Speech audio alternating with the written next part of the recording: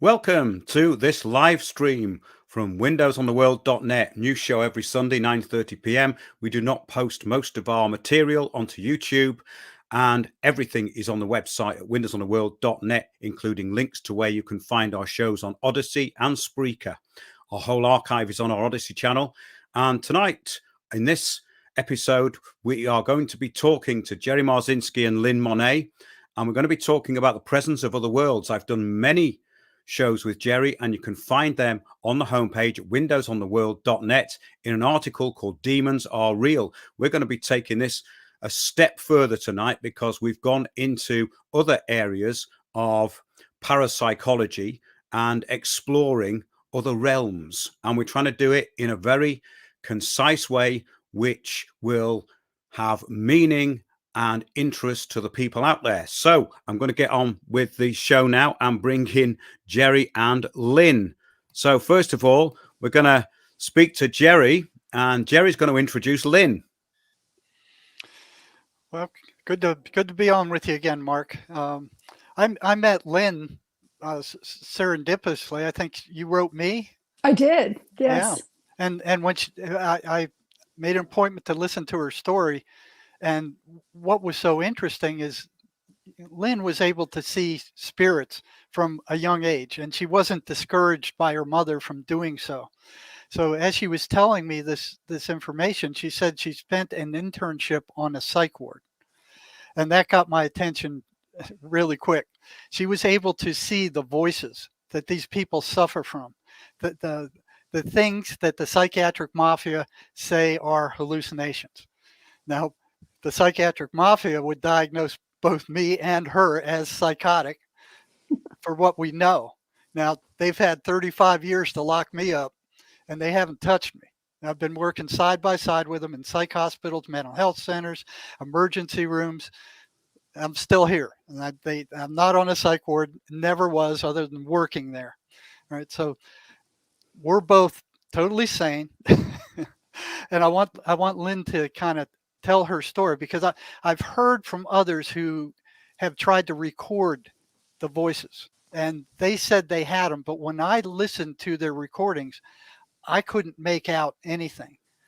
But Lynn says she has seen these things, and I'd like to turn this over to her and let her tell you about what she saw on the psych ward associated with those patients. Now, she's also worked on old people's homes, places where people were making transitions, and she saw spirits there from people who came from the other side to greet their dying relatives and carry them back.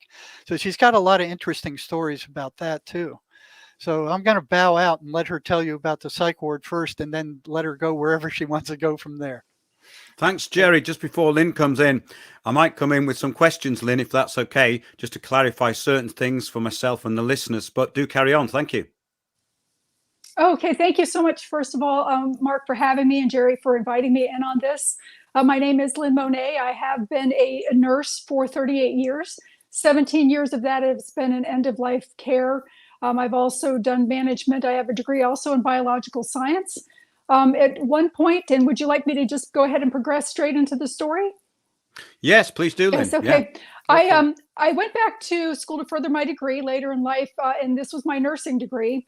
And during that time, I had to take a psychiatric class and go through a psych ward in order to, have my hands-on experience.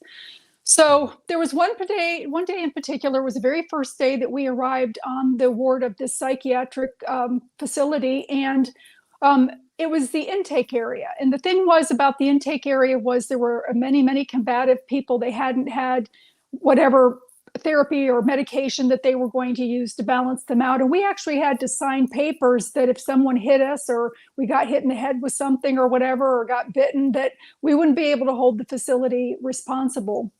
And this particular day, there were 8 nurses and a teacher that brought us there. We were all standing together, the 8 students, as the teacher went to get our assignments. And there was this young woman in the intake area, looked to be about 20 years old. And she walked over to us standing there, and she pointed and she said, "You can help me. I know you can. And of course, in that moment, I was feeling a little embarrassed and hoping that she was not talking to me, that hopefully she was talking to someone else. I didn't want to be Lynn the weirdo that day. I wanted to be Lynn the student nurse. And the teacher immediately came and said, don't make eye contact, don't converse. And she ushered us out of the room. However, I was then placed back into the intake area with another nurse. And we were sitting, they had picnic tables that were bolted to the floor. And I was sitting at that picnic table with the other nurse. We were doing our charting.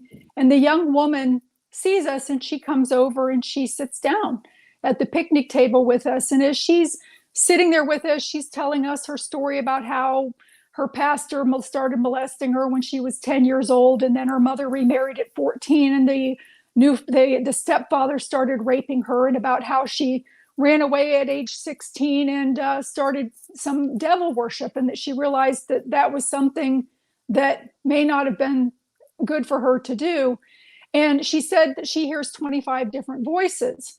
And I'm sitting next to this woman, and she had on a top with very thin straps, so I had full view of her back, pretty much her shoulders, her arms. She had on shorts, her legs, and she even had some midriff area somewhat exposed. And this woman was covered in claw marks. They looked like cat scratches. I've seen them before in a house that I had purchased that was so haunted that I was never able to move into, but a friend of mine was clawed to the point of bleeding. And these claw marks on this woman were the same. They were coming out of her ear, out of her nose. I mean, she had these claw marks on her in places that it would have been impossible for her to have done them to herself unless she was a contortionist. And she was sitting there telling me that the voices, that one of them has a very, very long claw, and that it claws the inside of her female parts. And of course, the facility was blaming these claw marks as being self-inflicted. And I'm like, my God, she's got demonic claw marks all over her. So as the young woman, it was her turn to go in with the therapist or her group therapist, whatever it was. But she was at that time called away to go to whatever appointment that she had. As she got up and started to walk away in the direction I'm looking at her, and I can see it appeared to be like a Santa Claus bags over each shoulder. They appeared to be about as big as standard pillowcases. And I'm saying that like clear standard pillowcases. And I'm only saying that because of the way that the heads were clustered together on each side of her back. They looked like grapes being clustered together, but yet they were misshapen, kind of like potatoes. And the eyes sometimes were inverted. So sometimes the eyes were on the bottom, the mouth on the top. There were other ones sideways and things like that. And I remember seeing this on this woman, and I thought to myself, no joke, she really is hearing 25 different voices. That poor woman, she's got attachments on her. So about an hour passes and the lady returns, and I am passing her room and I see that she's in there, and I knock on her door frame and ask if I can come in. And she, of course, invites me in, and her words are slurring. She's so heavily medicated. And I said to her, I said, listen, I said, I want to tell you something. I said, and if you repeat this, they're going to think that you're crazy. I said, and they're going to keep you in here longer. I said, they're not going to believe you. I said, but I believe that you are hearing 25 different voices. And I believe that you've got attachments on your back. I can see the attachments on your back. When you get out of here, you need to find someone that can help you, some religious person or something that can help you remove these things, and that you won't be hearing the voices. And she kind of turned to walk more into the room. She seemed to be a little bit agitated with what I was talking about. She turned away from me to walk towards her bed. And as she turned, I could see that those, and again, I say like clear bags, because I don't know how else to describe how they were held and clustered together. It was more of a clustering, but she had these horn-looking, the consistency of a horn, like on an animal, like a ram or something, but more clear. And they were kind of twisted like a grapevine, attached at the very top of her shoulders, and they C-clasped underneath her armpits and connected that way on her back. So they looked like this connected on her back. And as she turned to walk away from me, I at the time, I wasn't planning on removing anything from her. When you do clearings of demonic things and taking attachments off of people, you have to be overflowing with energy because they will drain you. And also, I had things going on in my life. I didn't want to have those attachments attaching to me or following me home. So I had planned on not doing anything other than telling her. But when she turned away from me, started to head forward, something just compelled me. I was overwhelmed with this rush of energy. And I took my fingers and just put them underneath the horn things and lifted the attachments off. And when I did that, the attachments started to fall away onto the ground. I tried to stomp as many into the ground as I could. I was just going with what I felt that I needed to do. And the woman, it turned, and some of them did roll off, and there were some around her bed area. The woman turned and she said to me, she said, "It felt like you were pulling grass off of my back." Now, she didn't see me doing that energetically, but she felt it. I personally was very, very shocked at how easy the attachment came off of her and the fact that it did fall away as soon as I had pulled it away. And I told her, I said, "Look, I have just pulled the attachments off of your back. This is a temporary fix. Some of them have rolled under, some are near your bed. They may reattach. I'm sure you probably have some in your home that you're living in. You still need to go and find someone when you get out of here to remove the rest of these attachments." And she nodded her head in agreement, and she didn't seem to be, she was more open to listening. She didn't have that frustrated look on her face anymore, like she was going to come at me almost. She seemed to be more calm with having the things removed and nodded in agreement. So I kid you not, a year later, I'm in a store here that we call Walmart, and I'm squatting down in the aisle looking at candles, and there are these two young women at the end of the aisle, and they're whispering to each other, and they're talking, and they're looking at me. And of course, I'm wondering if I have got toilet paper on my shoe or something, so I'm checking myself. And all of a sudden, one of the girls says to the other one, "I know that's her. I'm going to go over and say something." So she walked over to me, and I stood up, and she said, "Do you remember me?" Well, I kind of recognized her, but I couldn't place her because this young woman looked so much different. When I had seen her in the facility, she had very, very short hair. She had a little bit of weight on her, and she was very pasty from being drained, and darkened around her eyes from being exhausted, from constantly being drained from these parasitic attachments, negative attachments that were on her. And here she stands, this beautiful woman. She's lost weight. She's got this beautiful blonde bob and her makeup on, and she's just smiling. And she said to me, you're the nurse. You're the nurse that helped me." And I'm like, "Oh my God." I'm like, you look amazing. How are you?" And she said, "Well, I'm finishing my first year of dental hygiene school. I'm going to be a dental hygienist." And she says, "And now I'm off all of my schizophrenic medication, and I'm only taking something for mild anxiety." So she told me that she did go and find a priest or somebody that helped assist her in removing the rest of what was on her, that she went and found the help. And lo and behold, I mean, she now had a life ahead of her that was, something, more normal, that she would have been institutionalized for the rest of her life.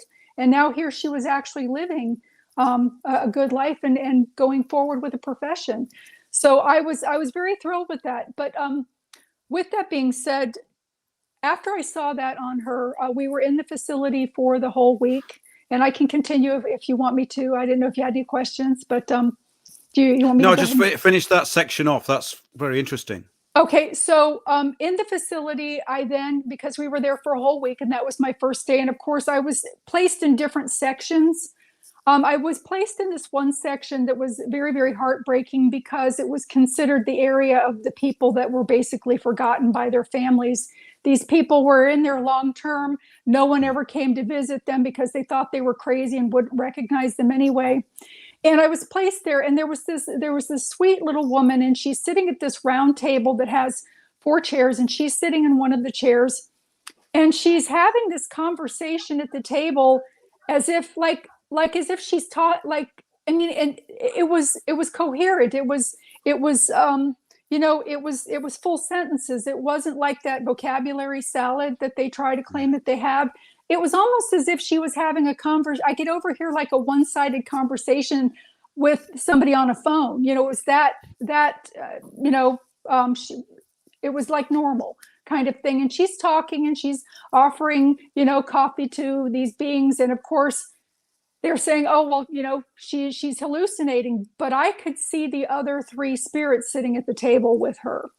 So she wasn't hallucinating. She was, in fact, seeing these spirits sitting with her at the table that she was conversing with. And they're like, oh, she has schizophrenia. And I mean, of course, at that point in time, being a student, especially, I couldn't come out and say, oh, no, she's got visitors, sitting at the table with her, because I not only would I've been kicked out of the program, I would have probably. 1 second. Okay. Yeah, that's the way they keep the lid on it, Lynn. That's the way they keep the lid on the whole thing, really. And that's been a subject of what I've spoken about with Jerry over the years. It's quite interesting what you're saying in respect that I was going to ask you, have you ever been in a situation where somebody else has been able to observe these entities also at the same time as yourself? I have. Yes, yeah. I have multiple times, actually. And in other situations, I have a friend of mine, Janet Mathis, who is in my book. She also saw spirit beings the same time that I did in the haunted house it was so bad I was never able to move into it. I also had spiritualists that came into the house that also saw them the same time that I did. And my friend Janet was a nurse that also worked with me in that facility. So, I mean, there were even stories of beings. I mean, we would see them regularly. It was just something. Fortunately, I had her. We could talk about it amongst ourselves.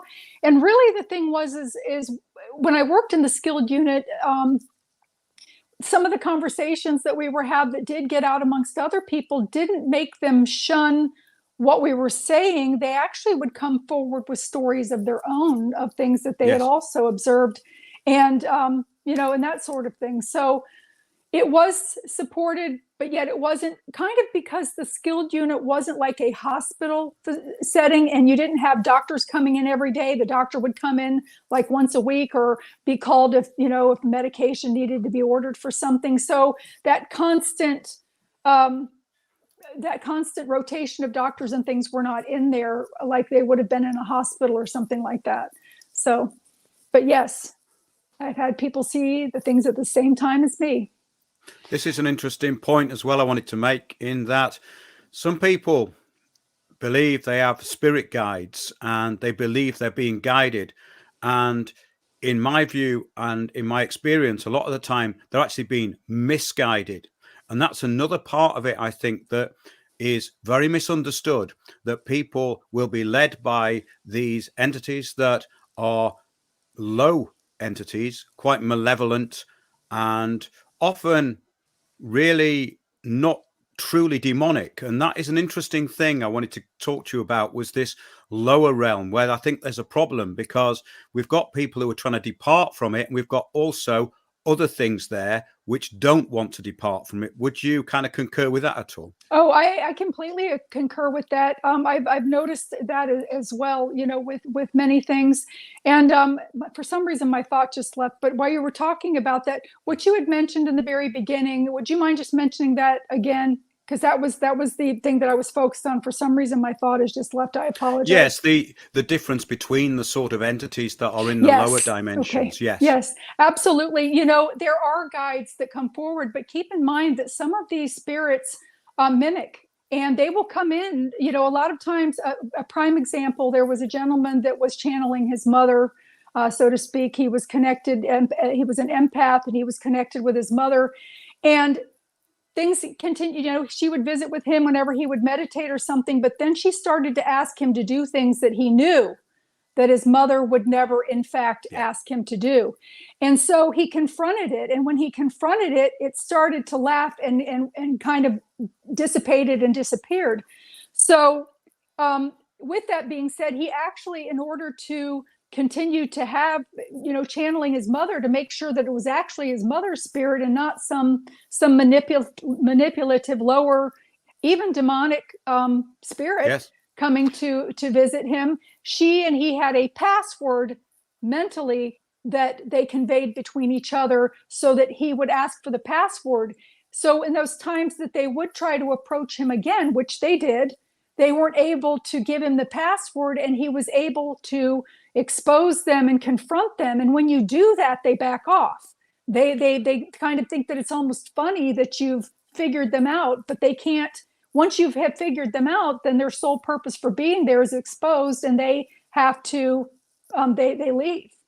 So That's one really thing I've interesting seen, because, sorry, Jerry, they- I just wanted to make this point before we carry on. I was going to bring you in there because isn't this interesting in that when we have these demonic attachments within so-called schizophrenic patients, that these attachments, these demonic entities, have complete access to the person's memory. that's exactly what I was going to say. Yeah, exactly. I think we've hit a really interesting point here, Lynn. That's why I wanted to bring Jerry in. Yeah. okay.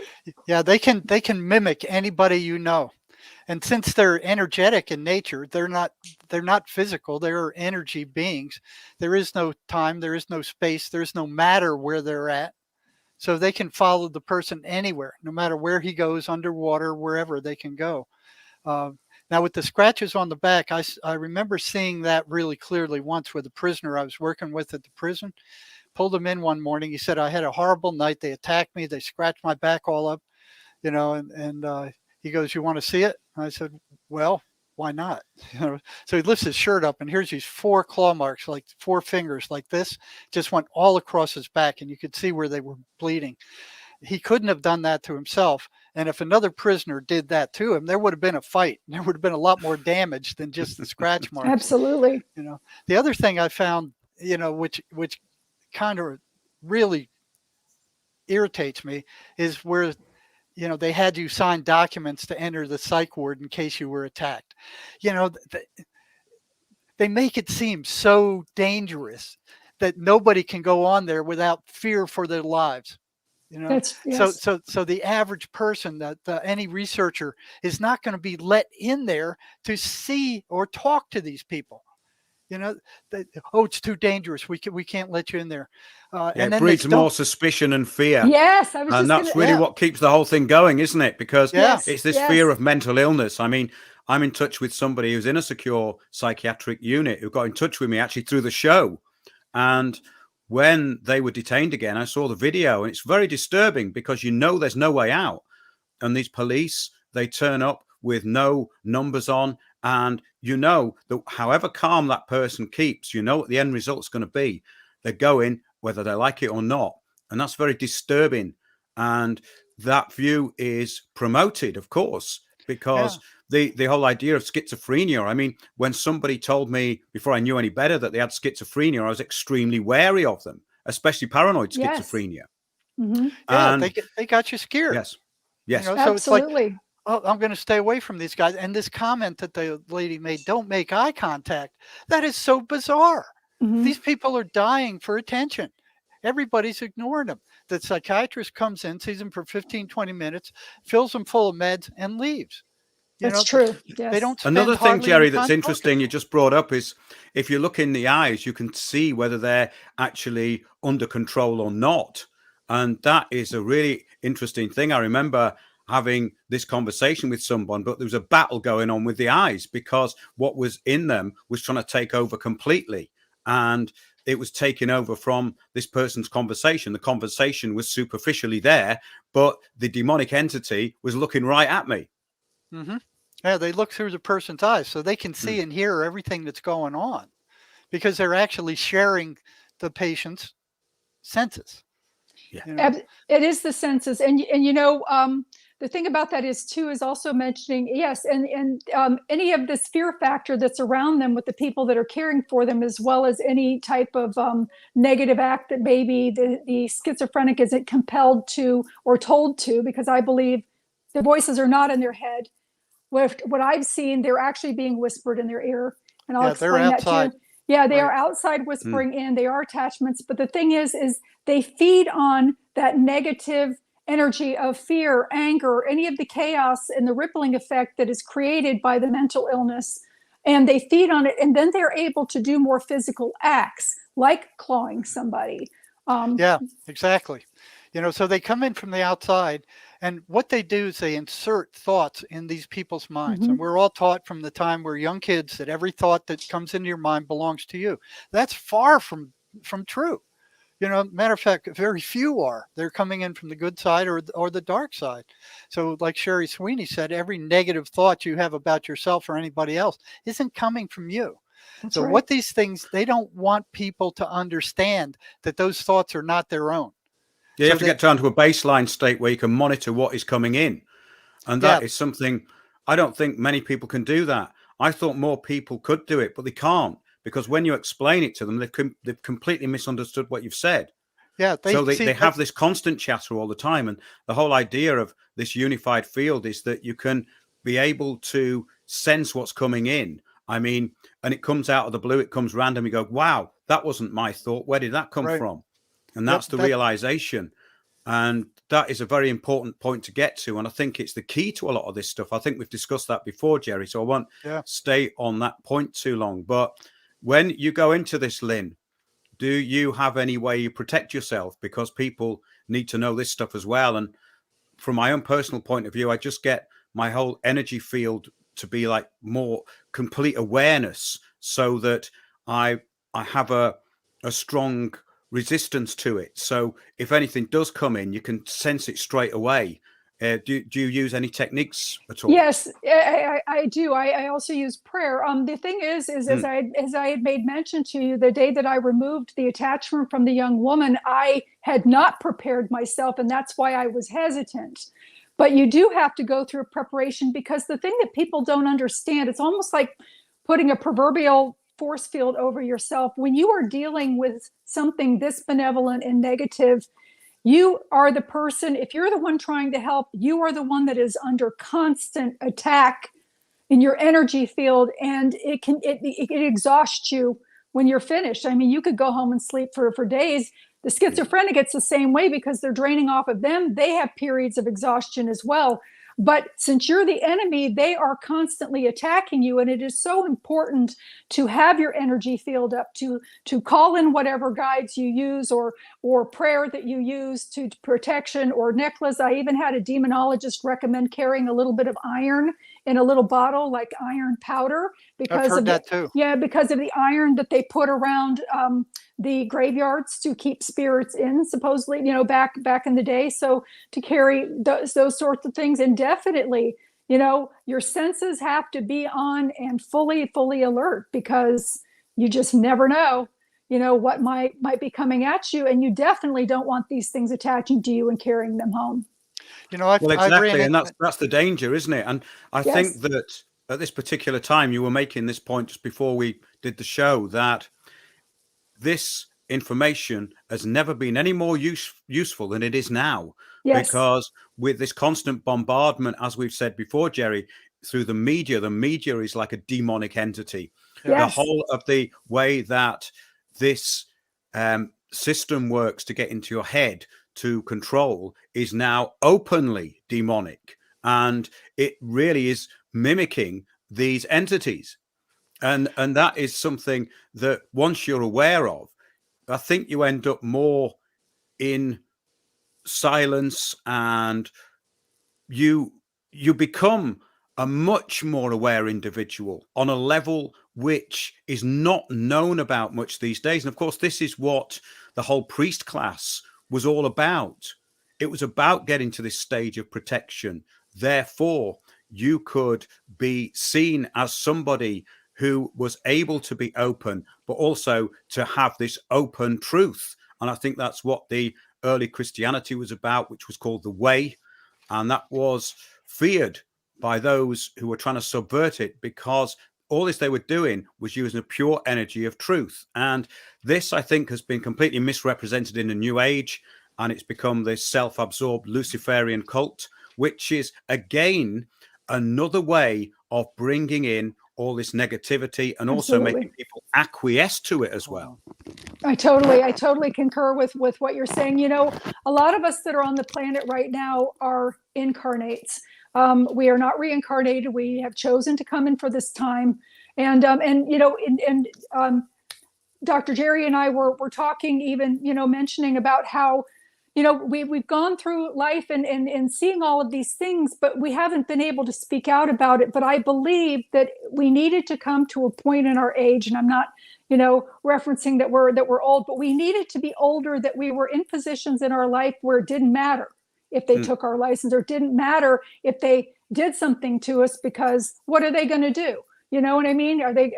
I'll just retire early if they want to take my license. You know, so for us to come to this point, I'm going to be 60 years old next month in May, and so I'm also at that age where I'm closer to retirement, and I have now, because of that, I don't care what people think. I am going to come forward with the truth. I am going to state it. They can do what they want with me. I'm obviously sane, so, you know, have at it. But there are so many people that are listening, that are relating to what we're saying and connecting in with it and saying, you know, I'm so glad that somebody's finally bringing this to light, because this during this time frame, people are more open to hearing, and the seeds that have been planted all of our lives with the work that Jerry's done and all of the things like that, those people are going to start coming forward as well, because those seeds have been planted. You know what I'm saying? Because they're starting to have, you know, noticing experiences and things themselves that now that more people are talking about, they're more willing to speak of. So Yeah, I've had people contact me saying, "Well, thank you just for letting me know that these things aren't me." absolutely. Mm-hmm. You Yep. know, they keep this all sealed up in their little society. I've never ever seen a researcher on any of the psych units that I've ever worked Mm-hmm. on. They don't let them in there. They do the same No. thing that they were doing with you. Oh, it's too dangerous. We can't let them in.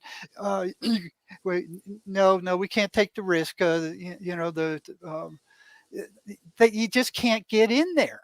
So the deep state psychiatric mafia, big pharma controlled universities are the ones to put out all this garbage. You Yes. know, it's like, oh yeah, the only way to treat these people is with these toxic drugs.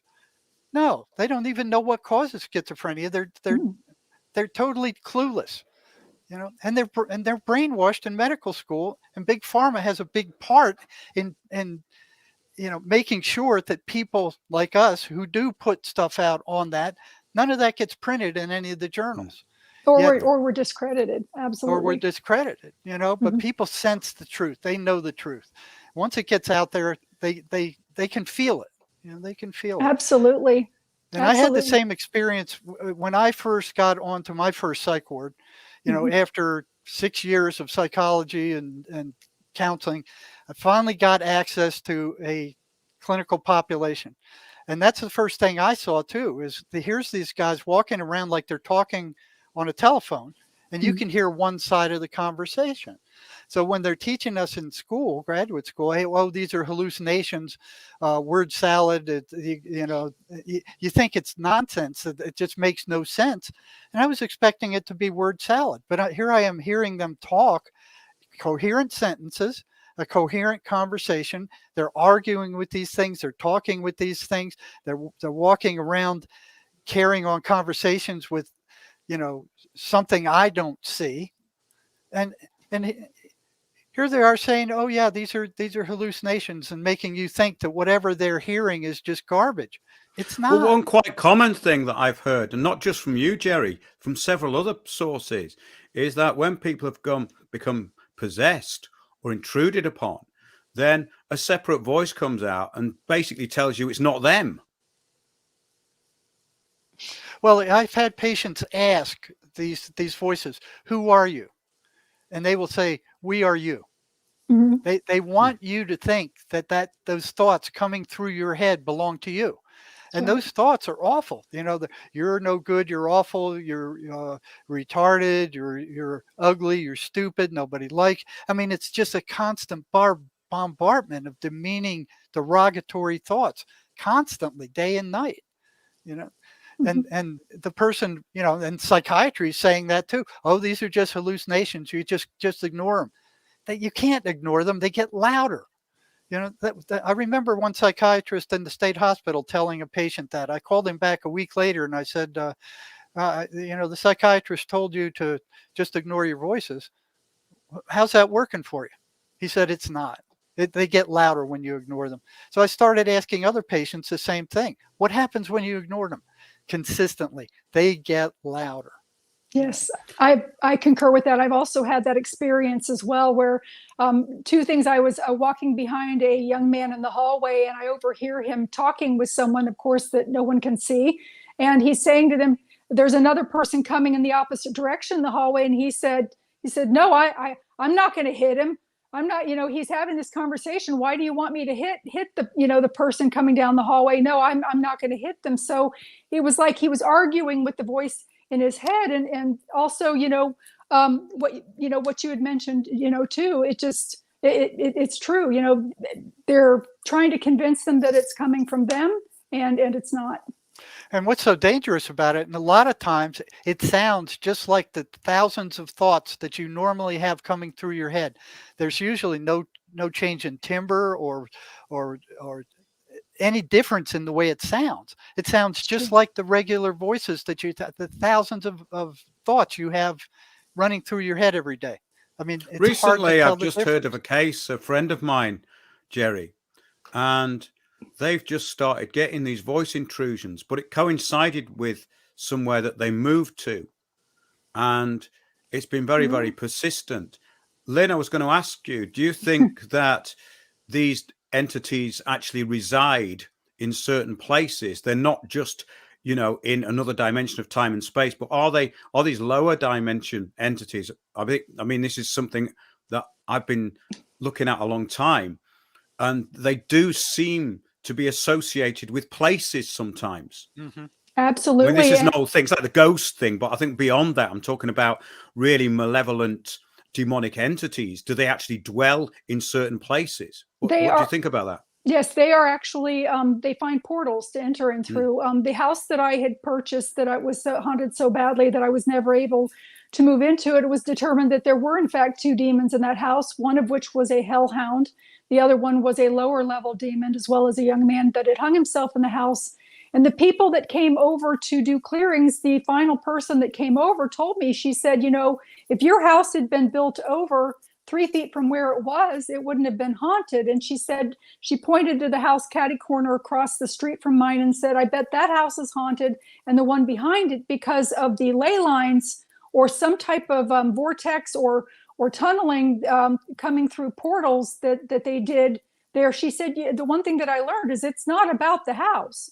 It's about the ground that it's built on. And a brand new house can be haunted if it's built in the wrong place. And you can have those, malevolent souls in your house. And a lot of time too, it's not about the act that occurred of the murder and the whatever. Those events occur because of the presence in the house. Yes, I wasn't talking so much about ghosts, because that's a kind of known phenomena, really, isn't it? That ghosts stay at places because they don't want to move on. It's like the ghosts in the pub, because that's the only place they used to know, the only place they used to like. Why would anywhere be better than that, So exactly. That's why inns are always haunted. And they do also, they seem to attract back people who were in there a lot of the time. I mean, I've experienced poltergeist activity in a place where 2 children died. There was many things over the years. We lived in a house that was incredibly haunted, but that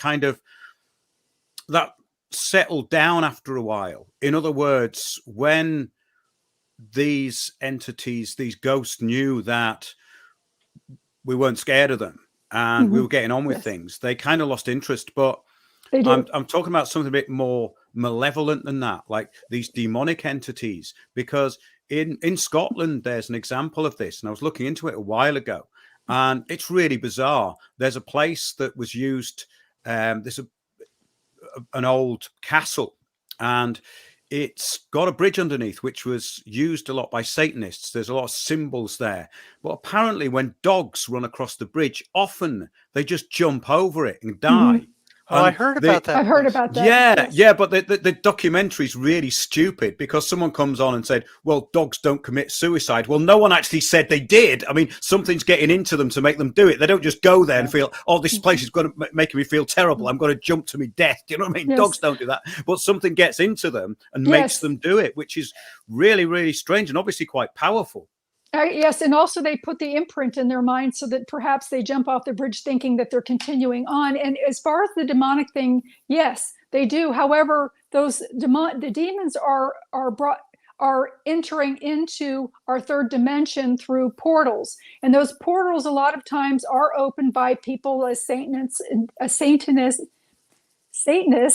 as you said, that are practicing in a certain area because a vortex and a portal has been Mm. opened. So they enter through those. Also, mirrors can be portals. And I can share with you quickly the way to determine whether your mirror is a portal or not is that if you go to your mirror and you put your finger up to it, the reflection appears like this, it is a mirror. But if there is a gap, it is a portal. And that's something that you do not want in your house because not only can ghosts come through it, but malevolent demonic sources can come through it as well. That's the source of the scrying glass, though, isn't it, as well? That was really all about contacting things from the other side. Mm-hmm. So there's definitely something in that because Yes. you do see things in mirrors sometimes. And if they're in the wrong place, and especially in these stately homes, if the lights are very low, they pick up not just light, there are other things in there. That's a really interesting thing. I think we've got onto some really fascinating stuff here. So that's great. I'm just looking at some of the comments and people are just talking in there, which is good. I can't see any particular questions. Derek Prince, they shall expel demons. I've seen some of his stuff and yeah, it's interesting. It's an interesting take, but we won't go into that because obviously we're going to have to wrap up in about, well, I think we've got about another 20 minutes actually. So Lynn, you've written several books on this. In the first instance, what actually started you getting interested? We know that you had that experience, but did that lead on to lots of other experiences? Because the thing is with this is that some people have these experiences and then they don't have any more. As a matter of fact, yes. Yeah. As Jerry had mentioned, I've had abilities since I was little.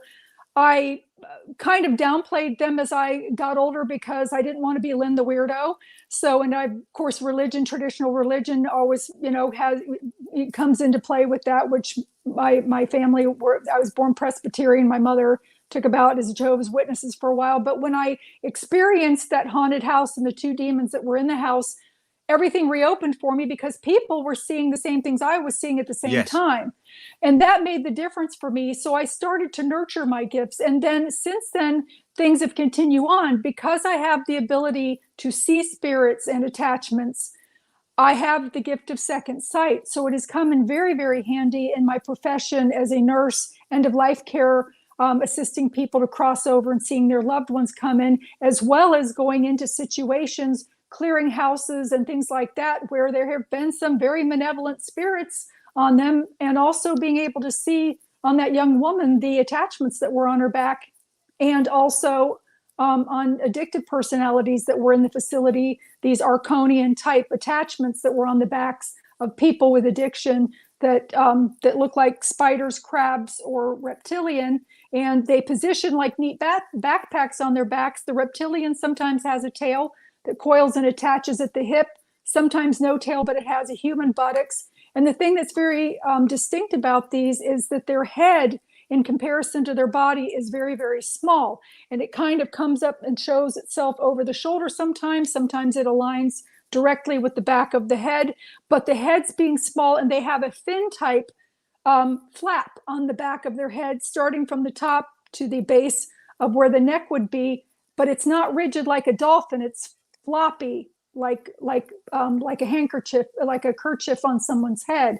But they have that, and it's very distinct. And they literally continue to and they're malevolent entities. They're not something that is good, and they constantly coerce the person to continue, drinking. Oh, you want that, you want it. And that's why it's very, very hard for people to get away from addiction, because they are constantly, these things, they have a feeding ground on the person, and they relish off of the negativity that the addiction causes, with the rippling effect of job loss and messing up their marriage and things like that. So they feed on it.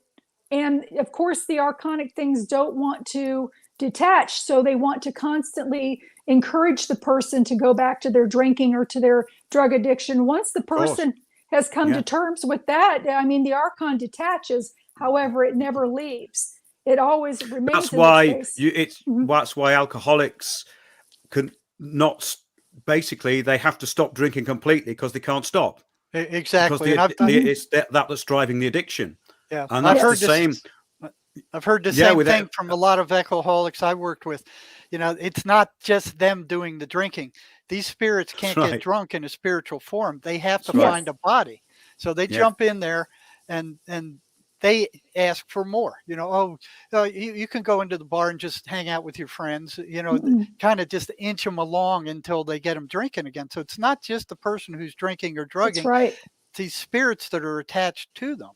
Yeah, the spirit, the thing just basically drives them into drinking. But conversely, people who get really drunk can have things jump into them. So you can't really win with it. It's best not to. No, someone's just put into chat, Jerry, North Country Girl, Mark, Jerry, my son has been diagnosed with schizophrenia at 27. He thought the devil was inside him and is in a depot. He's on a depot. That's a depot injection, I think. I believe he is possessed. Yes. What would you suggest, Jerry, apart from, what you've already suggested in many, many shows before?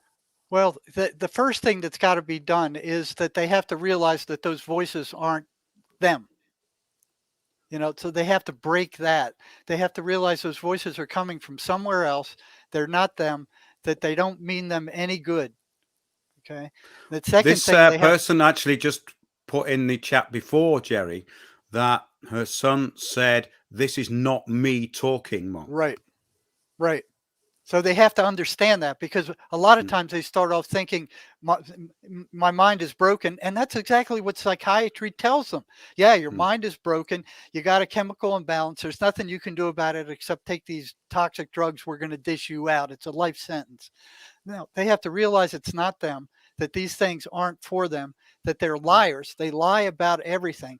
And all they want to do is get their energy, but they have to turn their emotional state negative before they can access their energy.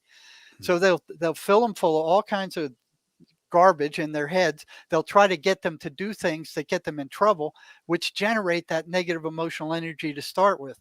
And I'll tell you, the prison was a hog's trough for these things.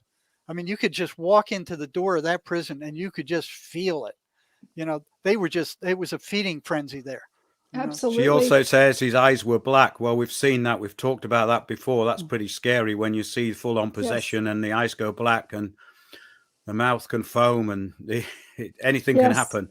Yeah. And then when that gets in, it's very, very dangerous. To hit them back. Now, this is from actual experience of hundreds of patients. When you repeat the 23rd Psalm, the voices I've heard a number of people tell me who are hearing voices. You repeat the 23rd Psalm, it's like throwing worms on a hot frying pan. They can't stand it. That's one thing you can do to fight back with against them. There's many more, but that's a big one. I agree with that. Also, another thing that they can do is create pain. And a lot of times people, when they have that pain, they are innocently seeking relief, and then they become addicted to medication. And that has happened. I also, I know that this sounds totally absurd, and I totally agree with the 23rd Psalm. It's an excellent one. However, as also Mark had mentioned too, the lack of fear. If you can remain neutral, they have nothing to feed off of, and it keeps them in a weakened state. It stops the things escalating as well, because things can get completely out of hand, and that's where people can get killed. And that I've experienced that situation, and it does seem to work.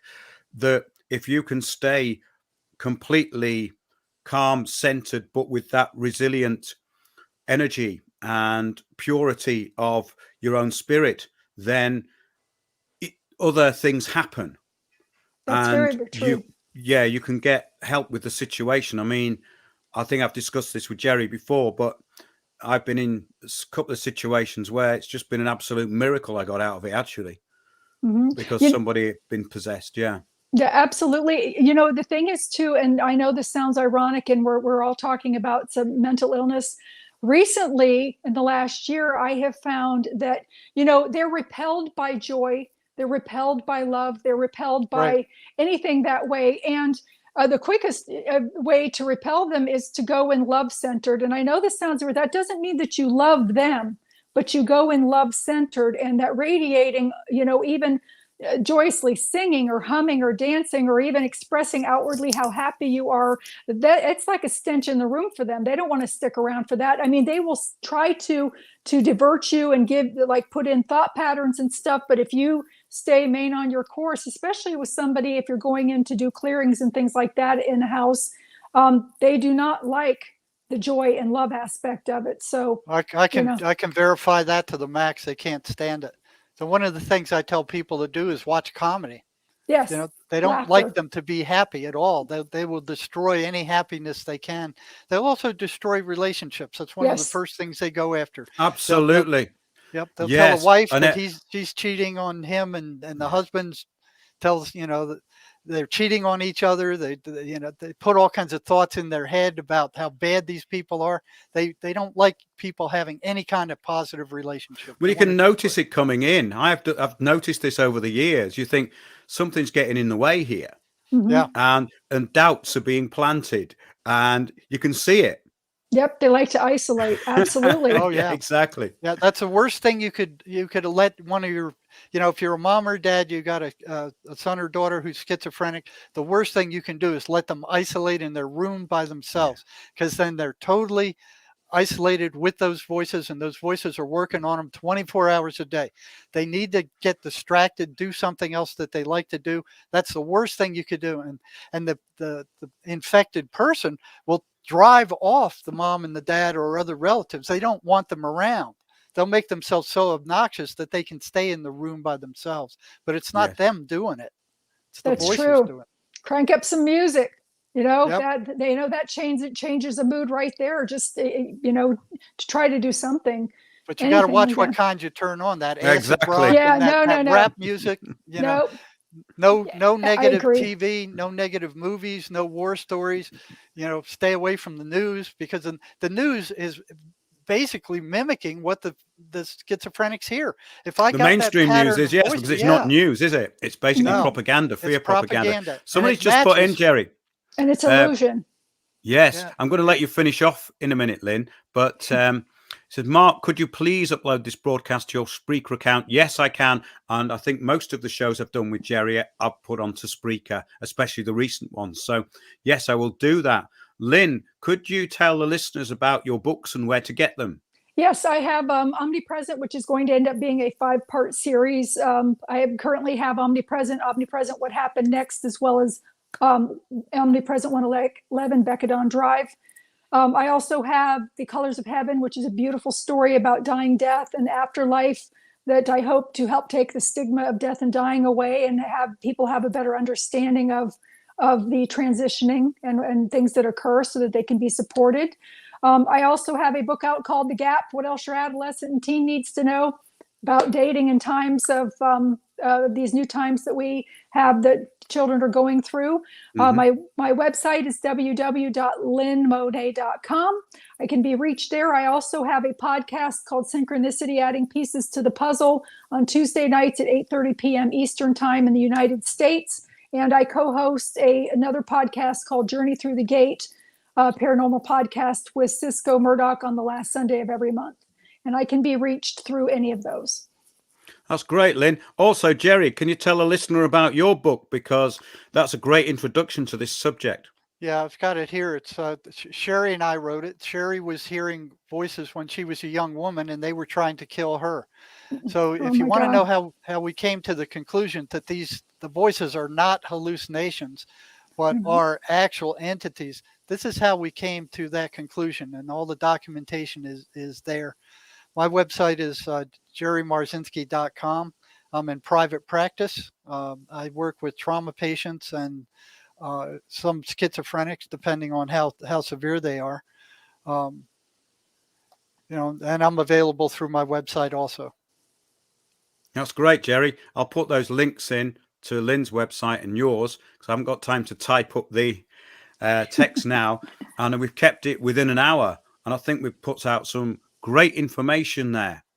And we've not got too lost and absorbed. So thanks for joining us, Lynn. And I'd like to do this again if you're available. I would love to. Yeah, that would be great. And Jerry also. So we could do another one of these maybe in a week or two. And that would be great. Yes, there's so much more that we Absolutely have still yet to touch on. And thank you. It's been my pleasure. Thank you so much for having me. Thanks. That was great, Thank Lynn. you, Jerry. You bet. Thanks a lot, everybody. And remember, new show every Sunday, windowsontheworld.net. Let me just put the banner up again because people do, believe it or not, still ask me. And it's windowsontheworld.net, live, 9:30 p.m. every Sunday night. And thank you to everybody who sends information in, and you can support us through the website. We're the most marginalized show on the internet, but we're still there. Thanks a lot, everybody, and see you soon on Windows on the World.